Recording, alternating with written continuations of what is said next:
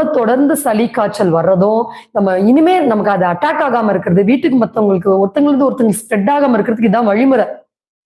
So நமக்கு எப்பயுமே இந்த மாதிரி சளி பாதிப்பு, காய்ச்சல் இந்த மாதிரி உடல்நல குறைவு வருதுனாலே நமக்கு கொஞ்சம் பாசிட்டிவ் எனர்ஜி கொஞ்சம் கம்மியா இருக்கு.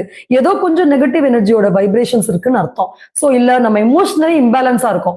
இது ரெண்டுக்குமே அந்த நெகட்டிவ் எனர்ஜி தான் காரணம். சோ அப்போ உடனே இந்த மாதிரி பிரேயர்ஸ், ஹீலிங் பிரேயர்ஸ ஒரு 10-15 மினிட்ஸ் பண்ணிட்டு நீங்க எந்த மருத்துவ முறை எடுத்தாலும் அது உடனே கேட்கும். சோ அது நார்மலா நீங்க எப்பயும் பண்ணக்கூடிய பிரேயர்ஸ் நல்லா வாய் விட்டு நல்ல மந்திரங்கள் சொல்ல சொல்ல சொல்ல அந்த நெகட்டிவ் வைப்ரேஷன்ஸ் சுத்தமா நமக்கு ஆஃப் ஆயிடும். சரி, ஓகே. இப்ப நம்ம ஸ்டீமர் பத்தி, நம்ம ஸ்டீம் எப்படி எடுக்கணும்னு சொல்லி பார்த்துட்டு இருந்தோம். தண்ணி நல்லா கொதிக்க வச்சுக்கோங்க ஒரு பாத்திரத்துல. கொதிக்க வச்ச பிறகு அதுல நம்ம சொன்ன மாதிரி அப்பதைக்கு எமர்ஜென்சிக்கு மஞ்சள், வேப்பலை, அந்த சின்ன பச்சை கற்பூரம் வீட்டுல இருக்கிறத போட்டு நீங்க ஸ்டீம் எடுக்கலாம். ஓமம் இருந்ததுன்னா 2 ஸ்பூன் ஓமம் போட்டு அதுல நல்ல ஸ்டீம் இன்ஹேல்